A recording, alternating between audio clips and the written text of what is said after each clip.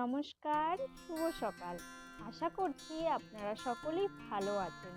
আবার নতুন একটা ভিডিওয়ে আপনাদেরকে আমার চ্যানেলে সুস্বাগত।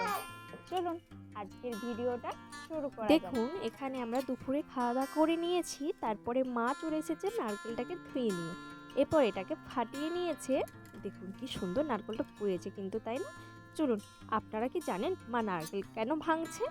সেটা আপনাদের সাথে শেয়ার করি। চলুন আগে পায়েসটা এদিকে আগে বসিয়ে নিই, তারপর আপনাদের সাথে শেয়ার করব, তাই না? দেখুন, আমি প্রথমে কড়াইয়ের মধ্যে ঘি, তারপরে কাজু কিশমিশগুলো ভালো করে ভেজে নেব। চলুন কাজু কিশমিশগুলোকে আমি লাল বর্ণ করে ভেজে নেব, আর আপনাদের সাথে শেয়ার করব যে আজ কী হবে।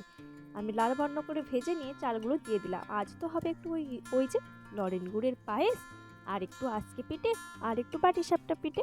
শীতের দিনে পিঠে না হলে কি জমে বলুন তো?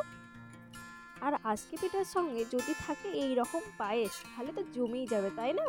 তো চলুন, আমি ওইদিকে পায়েসটা বসিয়ে এসেছি, আর মাকে এখানে মিক্সিতে আমি চালগুলো বেটে দেবো। দিদাই এসেছে, দিদাই করবে সমস্ত পিঠে, কিন্তু একটু হেল্প করে দিই। চলুন, এদিকে আবার পায়েসটাও হয়ে গেছে। এরপর পায়েসের সমস্ত কিছু নারকেল, দুধ, গুড় সমস্ত কিছু দিয়ে আমি ভালো করে সিদ্ধ করে নিয়ে নামিয়ে নেব। গুড়ের পায়েস এমনিতে দেখতে হবে না, তাই না?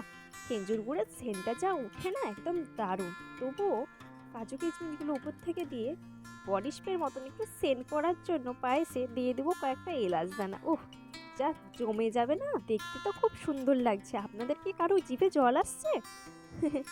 তো চলুন, আজকের ভিডিওটা এই পর্যন্তই। যদি ভিডিওটা ভালো লেগে থাকে লাইক কমেন্ট শেয়ার করবেন। চলুন, আমার তো পায়েসটা একদম রেডি, কিন্তু আর একটু দেখিয়ে দিই দিদা কীভাবে পিঠেগুলো করছে। এই দেখুন, দিদা পিঠে করার জন্য এখানে সমস্ত কন্যাটা রেডি করে নিয়েছে।